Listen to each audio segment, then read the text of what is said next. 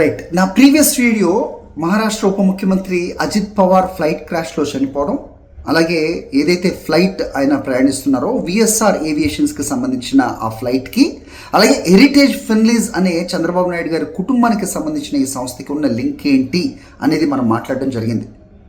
అలాగే ఈ విచారణ ముందుకు సాగకుండా కేంద్ర మంత్రి రామ్మోహన్ నాయుడు అడ్డుకుంటున్నారు అంటూ అజిత్ పవార్ మేనలుడు రోహిత్ రాజేంద్ర పవార్ లేవనెత్తిన సందేహాల గురించి కూడా మనం మాట్లాడాం.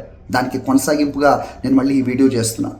చాలా ముఖ్యమైన సందేహాలు ఇక్కడ కనిపిస్తూ ఉన్నాయి. ఆయన లేవనెత్తుతున్న సందేహాలు, అనుమానాలు ఏవైతే ఉన్నాయో చాలా సహేతుకమైనవి, డిమాండ్స్ అన్నీ కూడా చాలా కరెక్ట్ అని విశ్లేషకులు ఈరోజు మాట్లాడుతున్న పరిస్థితి. మళ్ళీ ఒకసారి దానికి ఫోకస్ చేద్దాం. నేను గత వీడియోలో ఆ ఇన్సూరెన్స్ అది 35 కోట్లకి చెందిన విమానం, 35 కోట్లు విలువ చేసే విమానానికి 50 కోట్లు చేశారని చెప్పాను. దానికి ఒక సవరణ చూసినట్టయితే కనుక 35 కోట్ల విలువయ్యే ఆ విమానం విలువ చేసే విమానానికి 265 కోట్ల ఇన్సూరెన్స్ చేశారు. ఇంకా దాని లైఫ్ టైం కూడా నేను గతంలో చెప్పాను. సో 5,000 గంటలు అంటే 5,000 అవర్స్ ఆ flight duration, the life time. అయితే ఇది ఫ్లైట్ క్రాష్ అయ్యేటప్పటికి దానికి ఇంకా మిగిలిన అవర్స్ కేవలం 85 మాత్రమే. ఇక చాలా ఇంపార్టెంట్ అయిన విషయం బ్లాక్ బాక్స్ని విమానంలో అమర్చుతారు ఎందుకు అనేది చాలామందికి మనకి తెలిసిన విషయమే. అది ఎలాంటి ప్రకృతి పరిణామాలైనా తట్టుకోవడానికి, ఎంతటి వేడినైనా మంచునైనా తట్టుకునే విధంగా బ్లాక్ బాక్స్ని తయారు చేస్తారు. ఒక విధంగా చెప్పాలంటే ఫ్లైట్కి హార్ట్ వంటిది.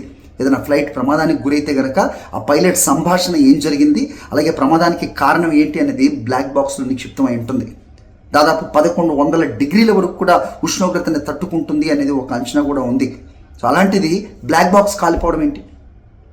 అలాగే ఆ అమర్చిన బ్లాక్ బాక్స్ ఏదైతే ఉందో అది అనుమతి లేని ఒక కంపెనీకి చెందింది అనేది కూడా వినిపిస్తోంది. దీంట్లో వాస్తవం కూడా బయటికి రావాలి. ఇక్కడ మనం ఇక్కడ మీడియా ట్రయల్ ఎవరు చేయట్లేదు, సాక్షి అస్సలు చేయదు. కానీ విచారణే అసలు ముందుకు సాగకుండా అడ్డుకుంటున్నారు అంటే కనుక దీని వెనక ఎవరు భయం ఉంది.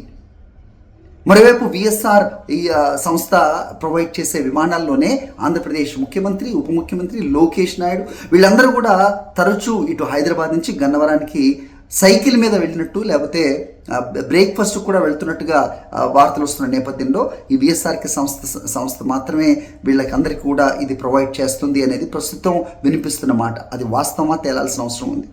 అలాగే దాదాపు 100 కోట్లు హెరిటేజ్ ఫిన్లీస్ నుంచి ఈ విఎస్ఆర్ విమానయాన సంస్థకి ఫండింగ్ వెళ్ళింది.